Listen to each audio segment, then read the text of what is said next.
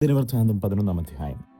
രെഹബെയാം യെരൂശലേമിൽ വന്ന ശേഷം ഇസ്രായേലിനോട് യുദ്ധം ചെയ്ത് രാജത്വം രെഹബെയാമിന് വീണ്ടും കൊള്ളേണ്ടതിന് യഹൂദയുടെയും ബെന്യാമീന്റെയും ഗൃഹത്തിൽ നിന്ന് ശ്രേഷ്ഠ യോദ്ധാക്കളായ 180,000 പേരെ ശേഖരിച്ചു. എന്നാൽ ദൈവപുരുഷനായ ശെമയ്യാവിന് യഹോവയുടെ അരുളപ്പാടുണ്ടായതെന്തെന്നാൽ, ശലോമോന്റെ മകനായ യഹൂദ രാജാവായ രെഹബെയാമിനോടും യഹൂദയിലും ബെന്യാമീനിലുമുള്ള എല്ലാ ഇസ്രായേലിനോടും പറയുക, നിങ്ങൾ പുറപ്പെടരുത്, നിങ്ങളുടെ സഹോദരന്മാരോട് യുദ്ധം ചെയ്യരുത്, ഓരോരുത്തൻ താന്താന്റെ വീട്ടിലേക്ക് മടങ്ങിപ്പോകുവേൻ. ഈ കാര്യം എന്റെ ഹിതത്താൽ സംഭവിച്ചിരിക്കുന്നു എന്നിപ്രകാരം യഹോവ അരുളി ചെയ്യുന്നു. അവർ യഹോവയുടെ അരുളപ്പാട് അനുസരിക്കുകയും യൊരോബെയാമിന്റെ നേരെ ചെല്ലാതെ മടങ്ങിപ്പോകുകയും ചെയ്തു. രെഹബെയാം യെരൂശലേമിൽ പാർത്തു. യഹൂദയിൽ ഉറപ്പിനായി പട്ടണങ്ങളെ പണിതു. അവൻ യഹൂദയിലും ബെന്യാമീനിലുമുള്ള ബേത്ലഹേം, ഏതാം, തെക്കോവ, ബേത്സൂർ, സോഖോ, അതുല്ലാം, ഗത്ത്, മരേഷ, സീഫ്, അദോരയും, ലാഖീഷ്, അസേഖ, സോര, അയാലോൻ, ഹെബ്രോൻ എന്നിവയെ ഉറപ്പുള്ള പട്ടണങ്ങളായി പണിതു. അവൻ കോട്ടകളെയും ഉറപ്പിച്ചു, അവയിൽ പടനായകന്മാരെ ആക്കി. ഭക്ഷണ സാധനങ്ങളും എണ്ണയും വീഞ്ഞും ശേഖരിച്ചു വെച്ചു. അവൻ ഓരോ പട്ടണത്തിലും വൻ പരിചകളും കുന്തങ്ങളും വെച്ച് അവയെ നല്ലവണ്ണം ഉറപ്പിച്ചു. യഹൂദയും ബെന്യാമീനും അവന്റെ പക്ഷത്തുണ്ടായിരുന്നു.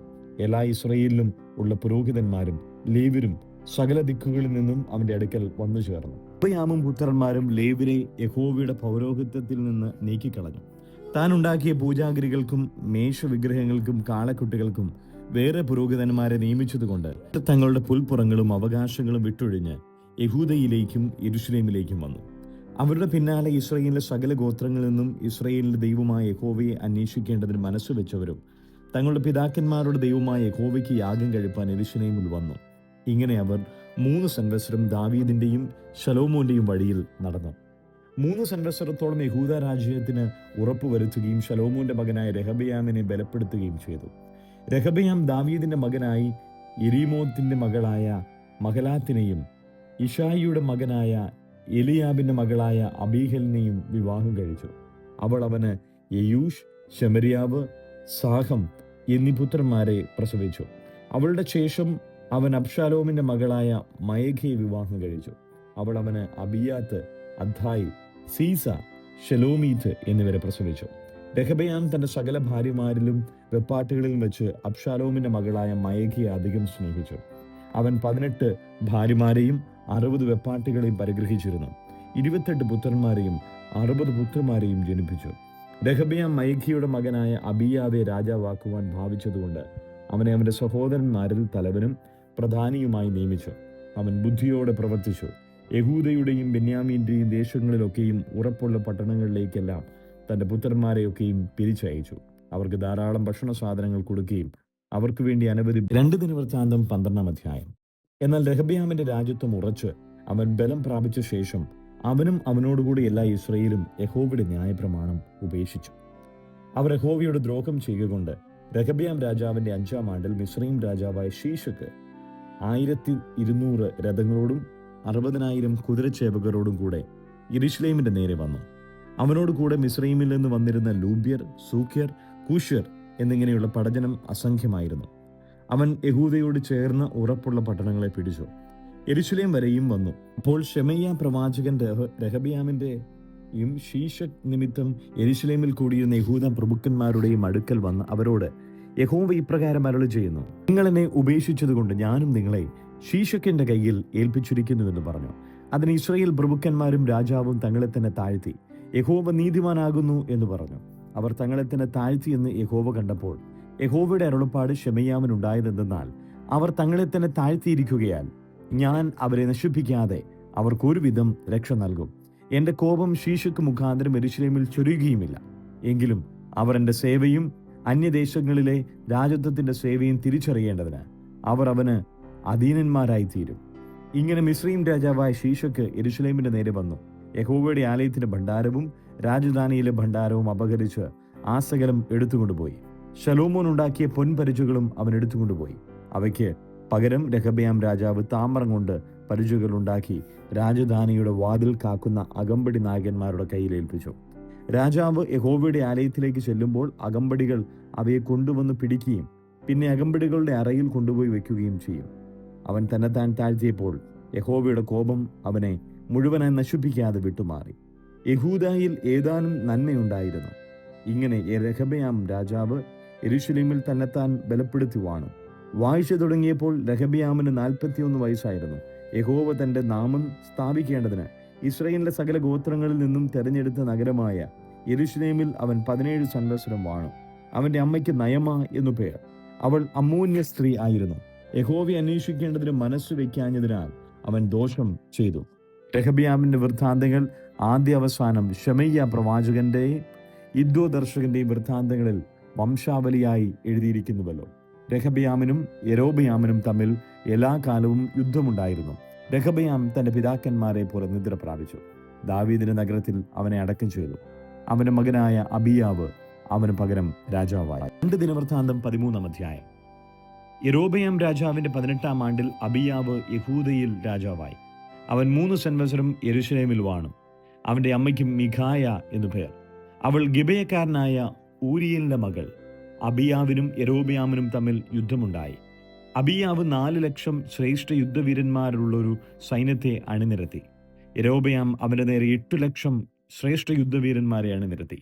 എന്നാൽ അബിയാവ് എഫ്രയീം മലനാട്ടിലെ സെമരായിം മലമുകളിൽ നിന്നും കൊണ്ട് പറഞ്ഞത്, യൊരോബെയാമും എല്ലാ ഇസ്രായേലുമായുള്ളവരെ, എന്റെ വാക്ക് കേൾപ്പിൻ.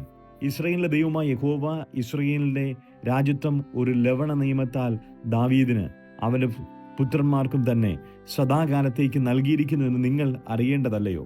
എന്നാൽ ദാവീദിന്റെ മകനായ ശലോമോന്റെ ദാസനും നെബാത്തിന്റെ മകനുമായ യൊരോബെയാം എഴുന്നേറ്റ് തന്റെ യജമാനോട് മത്സരിച്ചു. നീചന്മാരായ നിസ്സാരന്മാർ അവന്റെ അടുക്കൽ വന്നുകൂടി. ശലോമോന്റെ മകനായ രെഹബെയാമിനോട് ധാർഷ്ട്യം കാണിച്ചു. രെഹബെയാമോ യൗവനക്കാരനും മനോബലമില്ലാത്തവനുമായിരുന്നതിനാൽ അവരോട് എതിർത്ത് നിൽപ്പാൻ അവന് കഴിഞ്ഞില്ല. നിങ്ങളിപ്പോൾ ദാവീദിന്റെ പുത്രന്മാരുടെ കൈവശമുള്ള യഹോവയുടെ രാജ്യത്വത്തോട് എതിർത്ത് നിൽപ്പാൻ വിചാരിക്കുന്നു. നിങ്ങൾ വലിയൊരു സമൂഹം തന്നെ. യൊരോബെയാം നിങ്ങൾക്ക് ദൈവമായിട്ട് ഉണ്ടാക്കിയ പൊൻകാളക്കുട്ടികളോടും നിങ്ങളോട് കൂടെ ഉണ്ടല്ലോ. നിങ്ങൾ അഹരോന്റെ പുത്രന്മാരായ യഹോവയുടെ പുരോഹിതന്മാരെയും ലേവ്യരെയും തള്ളിക്കളഞ്ഞ് അന്യദേശങ്ങളിലെ ജാതികളുടെ മര്യാദ പ്രകാരം നിങ്ങൾക്ക് പുരോഹിതന്മാരെ ആക്കിയിട്ടില്ലയോ? ഒരു കാളക്കുട്ടിയോടും 7 ആട്ടുകൊറ്റന്മാരോടും കൂടെ കരപൂരണത്തിന് വന്ന ഏവനും ദൈവമല്ലാത്തവയ്ക്ക് പുരോഹിതനായി തീർന്നു. ഞങ്ങളുടെ ദൈവമോ യഹോവയാകുന്നു. അവനെ ഞങ്ങൾ ഉപേക്ഷിച്ചിട്ടില്ല. യഹോവയ്ക്ക് ശുശ്രൂഷ ചെയ്യുന്ന പുരോഹിതന്മാരായിട്ട് അഹരോന്റെ പുത്രന്മാർ ഞങ്ങൾക്കുണ്ട്. ലേവ്യരും തങ്ങളുടെ വേല നോക്കി വരുന്നു. അവർ ദിനംപ്രതി രാവിലെയും വൈകുന്നേരവും യഹോവയ്ക്ക് ഹോമയാഗങ്ങളും പരിമള ധൂപവും അർപ്പിക്കുന്നു. കാഴ്ചയപ്പം വിശുദ്ധമേശമേൽ അടുക്കുന്നു. പൊൻനിലവിളക്കും അതിന്റെ ദീപങ്ങളും വൈകുന്നേരം തോറും കത്തിക്കുന്നു.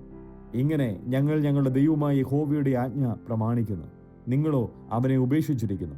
ഇതാ, ഞങ്ങളോടുകൂടെ ഞങ്ങളുടെ തലവനായി ദൈവവും നിങ്ങളുടെ നേരെ ധ്വനിപ്പിക്കേണ്ടതിന് മഹാധ്വനി കാഹളങ്ങളോടുകൂടെ അവന്റെ പുരോഹിതന്മാരുമുണ്ട്.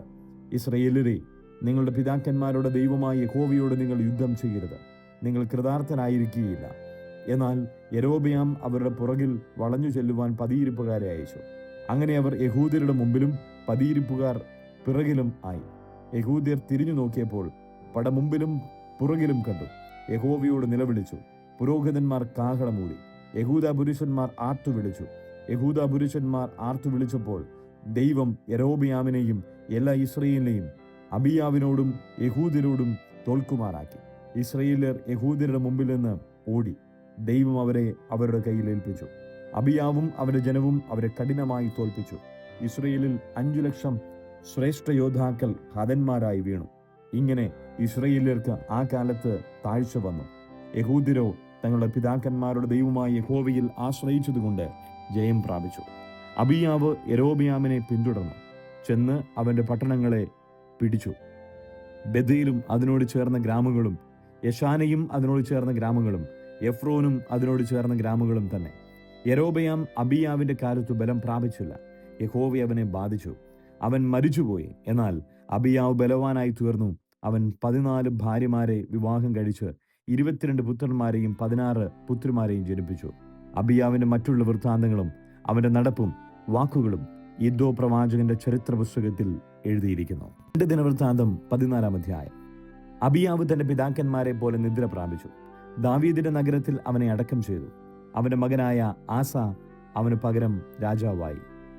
അവന്റെ കാലത്ത് ദേശത്തിന് 10 സംവത്സരം സ്വസ്ഥത ഉണ്ടായി. ആസ തന്റെ ദൈവമായ യഹോവയ്ക്ക് പ്രസാദവും ഹിതവുമായുള്ളത് ചെയ്തു. അവൻ അന്യദേവന്മാരുടെ ബലിപീഠങ്ങളും പൂജാഗിരികളും നീക്കിക്കളഞ്ഞു. സ്തംഭ വിഗ്രഹങ്ങൾ ഉടച്ച് അശേര പ്രതിഷ്ഠകളെ വെട്ടിക്കളഞ്ഞു. യഹൂദയോട് അവന്റെ പിതാക്കന്മാരുടെ ദൈവമായ യഹോവയെ അന്വേഷിപ്പാനും ന്യായപ്രമാണവും കൽപ്പനയും ആചരിച്ചു നടപ്പാനും കൽപ്പിച്ചു. അവൻ എല്ലാ യഹൂദ പട്ടണങ്ങളിൽ നിന്നും പൂജാഗിരികളും സൂര്യവിഗ്രഹങ്ങളും നീക്കിക്കളഞ്ഞു. രാജ്യം അവന്റെ കീഴിൽ സ്വസ്ഥമായിരുന്നു. യഹോവ അവന് വിശ്രമം നൽകിയിരുന്നതുകൊണ്ട് ദേശത്തിന് സ്വസ്ഥത ഉണ്ടാകിയാലും ആ സംവത്സരങ്ങളിൽ അവന് യുദ്ധമില്ലായകയാലും അവൻ യഹൂദായിൽ ഉറപ്പുള്ള പട്ടണങ്ങളെ പണിതു. അവൻ യഹൂദരോട്, നാം ഈ പട്ടണങ്ങളെ പണിത് അവയ്ക്ക് ചുറ്റും മതിലുകളും ഗോപുരങ്ങളും വാതിലുകളും ഓടാമ്പലുകളും ഉണ്ടാക്കുക. നാം നമ്മുടെ ദൈവമായ യഹോവയെ അന്വേഷിച്ചതുകൊണ്ട് ദേശം നമുക്ക് സ്വാധീനമായിരിക്കുന്നുവല്ലോ. നാം അവനെ അന്വേഷിക്കുകയും അവൻ ചുറ്റും നമുക്ക് വിശ്രമം നൽകുകയും ചെയ്തിരിക്കുന്നു എന്ന് പറഞ്ഞു. അങ്ങനെ അവർ വെടിപ്പായി പണിതു തീർത്തു. ആസായിക്ക് വൻ പരിചയും കുന്തവും എടുക്കുന്നവരായി 300,000 യഹൂദരും ചെറുപരിച എടുപ്പാനും വില്ലുകുലപ്പാനും പ്രാപ്തരായി 2,80,000 ബെന്യാമീനരും ഉള്ളൊരു സൈന്യം ഉണ്ടായിരുന്നു. അവരെല്ലാവരും പരാക്രമശാലികളായിരുന്നു. അനന്തരം കൂശ്യനായ സേരഹ് 10,00,000 ആളും 300 രഥവും ഉള്ള സൈന്യത്തോടുകൂടെ അവരുടെ നേരെ പുറപ്പെട്ട് മരേഷ വരെ വന്നു. ആസ അവരെ നേരെ പുറപ്പെട്ടു. അവർ മരേഷയ്ക്ക് സമീപം സെഫാദ താഴ്വരയിൽ പടയ്ക്ക് അണിനിരന്നു. ആസ തന്റെ ദൈവമായ യഹോവയെ നിലവിളിച്ചു, യഹോവേ, ബലവാനും ബലഹീനനും തമ്മിൽ കാര്യമുണ്ടായാൽ സഹായിപ്പാൻ നീയല്ലാതെ മറ്റാരുമില്ല. ഞങ്ങളുടെ ദൈവമായ യഹോവേ, ഞങ്ങളെ സഹായിക്കണമേ. നിന്നിൽ ഞങ്ങൾ ആശ്രയിക്കുന്നു. നിന്റെ നാമത്തിൽ ഞങ്ങൾ ഈ പുരുഷാരത്തിന്റെ നേരെ പുറപ്പെട്ടു വന്നിരിക്കുന്നു. യഹോവേ, നീ ഞങ്ങളുടെ ദൈവം, മർത്യൻ നിന്റെ നേരെ പ്രബലനാകരുതേ എന്ന് പറഞ്ഞു. അപ്പോൾ യഹോവ ആസായുടെയും യഹൂദ്യരുടെയും മുമ്പിൽ കൂശ്യരെ തോൽക്കുമാറാക്കി. കൂശ്യർ ഓടിപ്പോയി. ആസായും അവനോടുകൂടെ ഉണ്ടായിരുന്ന പടജനവും അവരെ ഗെരാർ വരെ പിന്തുടർന്നു. കൂശ്യർ ആരും ജീവനോടെ ശേഷിക്കാതെ പട്ടുപോയി. അവർ യഹോവയുടെയും അവന്റെ സൈന്യത്തിന്റെയും മുമ്പാകെ നശിച്ചുപോയി. അവർ വളരെ കവർച്ചയും എടുത്തുകൊണ്ടുപോയി. അവർ ഗെരാറിന് ചുറ്റുമുള്ള പട്ടണങ്ങളെല്ലാം നശിപ്പിച്ചു. യഹോവയിങ്കിൽ നിന്ന് ഒരു ഭീതി അവരുടെ മേൽ വീണിരുന്നു. അവർ എല്ലാ പട്ടണങ്ങളെയും കൊള്ളയിട്ടു. അവയിൽ കൊള്ള വളരെ ഉണ്ടായിരുന്നു. അവർ നാൽക്കാലികളുടെ കൂടാരങ്ങളെയും ആക്രമിച്ചു. അനവധി ആടുകളെയും ഒട്ടകങ്ങളെയും അപഹരിച്ച് യെരൂശലേമിലേക്ക് മടങ്ങിപ്പോന്നു.